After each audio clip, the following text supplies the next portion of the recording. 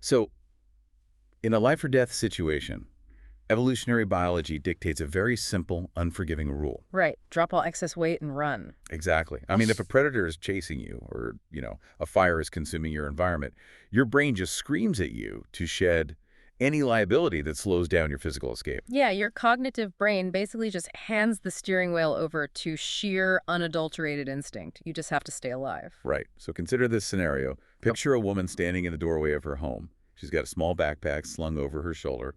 And outside, the shelling is no longer a distant rumble. Oh, wow. Yeah, it's coming in these uneven, unpredictable bursts. You hear a sharp crack, and then, that dull, concussive thud that vibrates right through the floorboards. Terrifying. And the pauses between those impacts are getting shorter and shorter. Hmm. Every single one of her neighbors evacuated, like 15 minutes ago. So she's totally alone. Totally alone. Yeah. Every biological instinct, every rational thought process is telling her to walk out that door right this very second to survive. But she doesn't, does she? No, she hesitates. She looks back inside because she feels she just cannot leave without her elderly dog. Wow. And rationally, she knows that carrying a struggling, frightened animal is going to drastically slow her down. I mean, it's a massive physical liability. It could literally cost her life. Right. But impulsively, she reaches down, hoists the animal up over her shoulder, and steps out into the active war zone. It defies all logic. It really does. I mean, to anyone sitting comfortably far away from a conflict, grabbing a 30-pound dog, or, as we've seen in recent reporting, people stuffing pet rabbits into backpacks or coaxing terrified cats into carriers while air raid sirens scream, it just seems totally irrational. Yeah, when seconds matter, why do people consistently slow themselves down to carry animals through artillery fire? Well, that is the mission of our deep dive today. We are looking at the hidden psychology behind why people risk their lives for animals in extreme danger. It's such an important topic. It really is. Mm-hmm. And we're drawing on some incredible ground reporting from Ukraine, specifically the observations of Mitzi Perdue. She's an 81-year-old war correspondent who wrote this fascinating piece for Psychology Today. Right, and we're also looking at the clinical frameworks established by Dr. Richard Mullica from Harvard Medical School's program in refugee trauma. Yeah. Okay, let's unpack this. Because to understand why someone saves a pet, we first have to understand the actual mechanics of what a war zone does to the human nervous system. Right, because the human mind is fundamentally not designed to operate under a constant, unrelenting threat of annihilation. They just can't handle it. No, not at all. If you are living in an environment of sustained danger, the mind has to radically adapt to prevent total collapse. And Dr. Malika leans heavily on the work of psychohistorian Robert J. Lifton here. Okay. Lifton identified this psychological phenomenon known as psychic numbing. Psychic numbing. When you hear that, it sounds like a vague, poetic term, but we are talking about a very literal neurological pivot, right? Exactly. It is a severe biological defense mechanism. Think about it. When you wake up every single day facing the possibility of death, your own mortality, the potential death of your children, the destruction of your entire world, your nervous system just cannot process that volume of terror continuously. Right, you just short circuit. You literally would. If you lived every second actively feeling that fear, your physical body would essentially die of exhaustion from the cortisol and adrenaline alone. Wow. So the brain severs the connection. It forcefully dampens your emotional responsiveness. You stop feeling the paralyzing terror, which, allows you to put one foot in front of the other. So you can actually function. Yes. You can calculate risk, you can find water, you can navigate danger. So it's kind of like psychic numbing is a circuit breaker tripping in your house during a massive power surge. Oh, that's a great way to put it. Right, like the breaker tripping keeps the house from burning down, it keeps you alive, but the tragic cost of this survival tactic is that the shutdown is indiscriminate. It leaves you completely in the dark. Exactly. As the terror fades out, so does your empathy. So does your capacity for joy, your sense of connection, and your ability to find meaning. You just become a biological automaton. I mean, you are physically moving and breathing, but you are fundamentally disconnected from the human experience. And surviving in that state indefinitely isn't truly surviving, It's just a delayed form of succumbing. Right. You are protected from the immediate psychological collapse, but you're completely isolated. Something essential to your humanity thins out until there is almost nothing left. Which brings us to the big question. Yeah. If the mind has to shut down our humanity just to survive the daily logistics of a war zone, how do people stay tethered to who they are? And this is where the animals come in. Yeah, if psychic numbing is the brain shutting down the power grid to survive the surge, the animal acts as a grounding wire. I love that. They safely disperse that fatal electrical charge of panic, allowing the person to stay physically tethered to reality without frying their nervous system. Dr. Malika describes the mechanics of this interruption so beautifully. He points out that you might wake up in the morning completely consumed by that heavy, suffocating numbness that protects you from the fear of annihilation. Right. But then your dog jumps on you. The dog licks your face and gives you uncomplicated love. Yeah. What's fascinating here is that for that specific isolated moment, the cognitive shield is pierced. You are forced completely back into the present physical reality, and you can actually feel again. And the sensory details from the reporting really underscore how immediate this is. I mean, picture a cat curled against a person's chest in a freezing, unlit apartment. Yeah. Or a horse nuzzling a person's hand. Or a dog bounding forward to greet its owner after an air raid. It's so visceral. It is. These aren't abstract philosophical concepts. They are physical, tactile interruptions. The warmth of a purring cat demands a physiological response that completely bypasses the mind's higher-level defense mechanisms. It introduces a sensory reality that forces connection. The numbness operates cognitively, dampening the processing of external threats. But a tactile, living creature relying on you demands an emotional presence that undercuts the numbing. Right. It allows the person to feel something other than just the binary of terror or emptiness. I want to challenge this premise just a little bit, though. Let's look at this from the perspective of human dynamics. Okay. Humans have shared language to process trauma. We can look at each other and say, hey, I am terrified too. Wait, couldn't another human being do the same thing? Why risk death specifically for a pet when human connection is supposedly the pinnacle of our social evolution? That's a really fair question. Human connection is undeniably vital, but human relationships in a war zone are infinitely complex and incredibly heavy. Because everyone is traumatized. Exactly. They are layered with mutual fear, shared grief, and the crushing cognitive responsibility of keeping each other alive. When you look at another adult human being in a fallout shelter, you're often looking directly into a mirror of your own terror and exhaustion. Oh, wow. Yeah. The shared language you mentioned is actually part of the burden. You have to process their trauma on top of your own. Right, because another human knows the geopolitics. They know the supply lines are cut. They know the future is terrifyingly uncertain. And an animal knows absolutely none of that. Yeah. An animal doesn't understand what a hypersonic missile is. The animal only knows that you are their entire universe, and they are offering you pure, unadulterated presence. So they demand zero cognitive processing from you. None. They only demand that you exist in the present moment with them. Here's where it gets really interesting. That distinction fundamentally changes how we should view the woman in our opening scenario. Right. The bond with an animal offers a pure form of connection that remains uniquely accessible, even when all the other societal and human systems completely break down. Yes. So saving her dog isn't an irrational failure of evolutionary biology. It is a highly rational, calculated decision to preserve the part of her own humanity that can still love. She isn't just carrying a biological organism, she is actively carrying her ability to feel alive. She is refusing to surrender her emotional survival to the war. Exactly. But having established just how vital these animal anchors are for human resilience, we have to look at the other side of this. Right, the tragedy of it. The accounts of what happens when those bonds are forcibly and violently broken reveal just a devastating layer of wartime trauma. Yeah.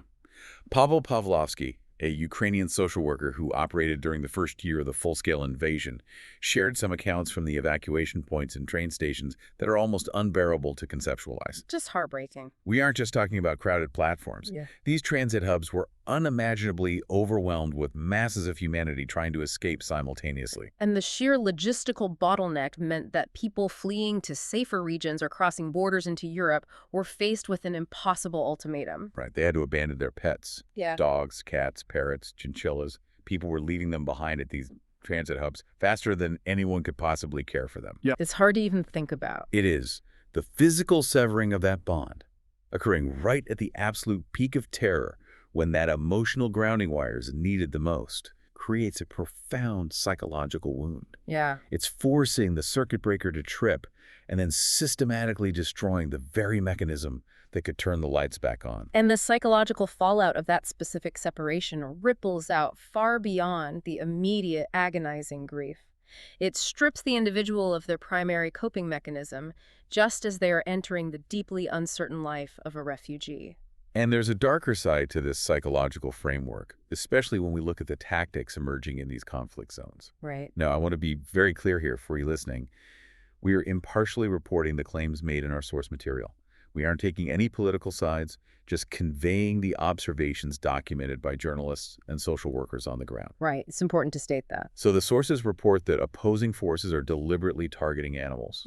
Quoting Pavlovsky directly, they describe campaigns that kill everything that breathes. And looking at this purely through the psychological lens we've been discussing, this isn't just collateral damage or random cruelty.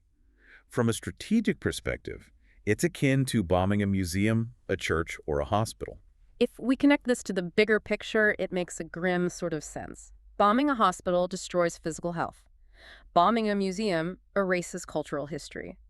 Deliberately killing a population's animals is a calculated attack on emotional infrastructure. Emotional infrastructure. Yeah, we tend to think of infrastructure strictly as bridges, power grids, and supply lines.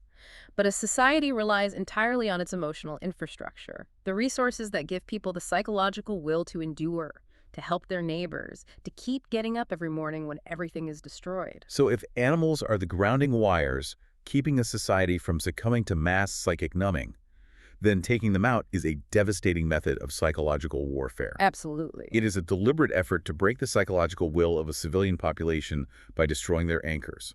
And the tragedy of this broken emotional infrastructure forces us to look at a group of people who are almost entirely overlooked in the narrative of war. Yeah, the unsung heroes in all this. The hidden, crucial frontline workers who are forced to manage this specific crisis, veterinarians. Right.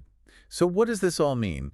If animals are the emotional anchors keeping this society from collapsing, then the people tasked with keeping those animals alive aren't just animal doctors. No, not at all. They are the society's psychological load bearers. That is a massive paradigm shift, and that places an unimaginable weight on veterinarians. I mean, even in peacetime, the baseline mental health statistics for this profession are sobering. Yeah, they are. Veterinarians suffer one of the highest suicide rates among all healthcare providers globally.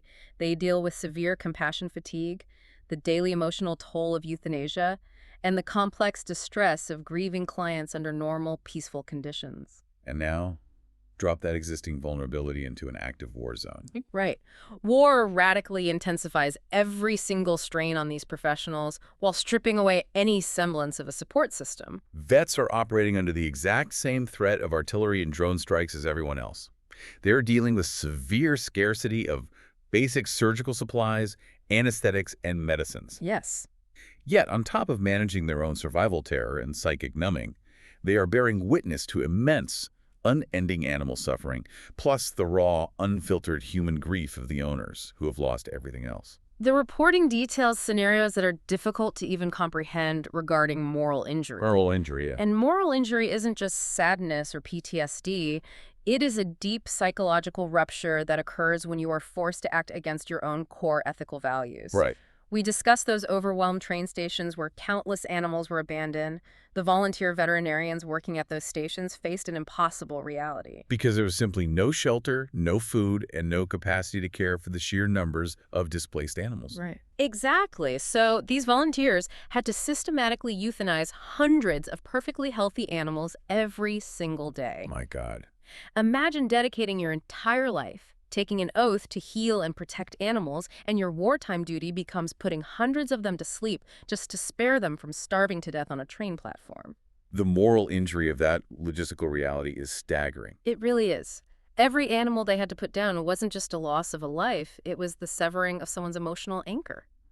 But conversely, every animal they managed to save, every pet they treated and returned to a family was a human mind that was helped to endure. That is so profound. By treating a family's pet, or keeping a farm animal alive, they are actively sustaining the mental stability of the human owners. They are foundational pillars of human psychological resilience in a disaster. So, recognizing this fundamental truth that the human-animal bond is a strictly necessary mechanism of psychological survival and not just some peacetime luxury, this really demands that we completely rethink how the global community approaches humanitarian aid and disaster relief. It does. Dr. Malika actually argues that our entire approach to aid is often backward. How so?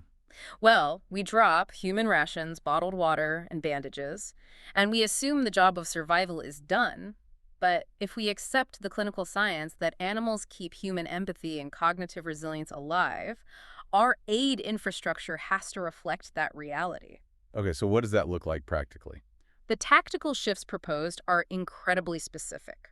First, we need to provide food and medicine specifically targeted for families with animals. That makes total sense. Furthermore, populations need specialized guidance, providing people with actionable instructions on how to care for both themselves and their animals during drone and missile attacks. Right, because people need to know how to protect their emotional anchors safely without compromising their own physical location. This raises an important question, though. How do we protect the protectors? The vets. Exactly. Dr. Mullica outlines deeper infrastructural changes aimed directly at veterinary staff. We need to expand financial and material support directly to veterinary clinics operating in conflict zones. Yeah. He also calls for the creation of robust self-care and group support programs specifically for veterinary staff. And these can't just be generic, right? No, absolutely not. They need to be led by clinically trained psychologists who deeply understand the specific cultural and wartime context of the region. The burden of moral injury requires specialized clinical intervention. The proposals from the source even extend into direct military strategy. There are suggestions for developing specialized military units with the dedication and rigorous training of, like, Navy SEALs. Wow, really? Yeah. These units would be specifically designed to support soldiers who rely on working animals in the field, as well as veterans who depend on service dogs in their recovery. It's treating the animal-human bond with the utmost tactical seriousness, recognizing that a soldier's psychological endurance is directly tied to that animal. Because the animal is quite literally a tactical asset for the human mind. We prioritize physical endurance in survival scenarios, often entirely ignoring that without emotional endurance, physical survival loses its fundamental meaning. So think about packing an emergency go bag for a second. Okay. The sirens are going off, and you have exactly 5 minutes to grab what you need to survive. You pack water purification tablets, Right. a first aid kit, flashlights, maybe some emergency cash. The essentials? Right. We universally accept those as strict, non-negotiable medical and physical necessities. But throwing a bag of dog food in that same go bag, historically, aid organizations and survival frameworks treat that like a sentimental luxury. But this research flips that entirely. It proves that the dog food is maintaining the grounding wire that keeps your nervous system from collapsing. It's an absolute necessity. So, to summarize the core takeaway from this extensive psychological analysis, the decision to carry a pet out of a war zone is not a liability. No. It is an active, vital act of preserving the human capacity to connect, to feel, and to survive. Survival is not just a biological state of a beating heart. It is deeply fundamentally emotional. It really reframes everything about how we view the human experience under pressure. And as we wrap up this deep dive, I want to leave you with a suggestion that applies far beyond the context of global conflict. The next time you feel completely overwhelmed by your own daily stresses, maybe it's not a war zone, but it's the intense compounding pressures of modern life, career anxiety, or family crises, take a moment to pause. Just breathe for a second. Exactly. Look around and recognize what or who your own emotional anchors are. What is the tactile, immediate presence that physically tethers you to the present moment and stops your own nervous system from going numb? Acknowledging and protecting those grounding wires is an essential practice in peacetime, too. It really is. Which brings me to one final thought for you to mull over. We've just spent this time exploring how the simple presence of a dog or a cat is powerful enough to pierce through the heavy, traumatizing psychological numbness of an active war zone. Right. It can keep a human's empathy and cognitive function alive amidst the terror of artillery fire and societal collapse. It's incredible. So if an animal has the profound psychological power to do that, under the absolute worst conditions imaginable, how much of our everyday baseline sanity, our quiet kindness, and our emotional regulation in regular peacetime is secretly being upheld by the animals living quietly in our homes?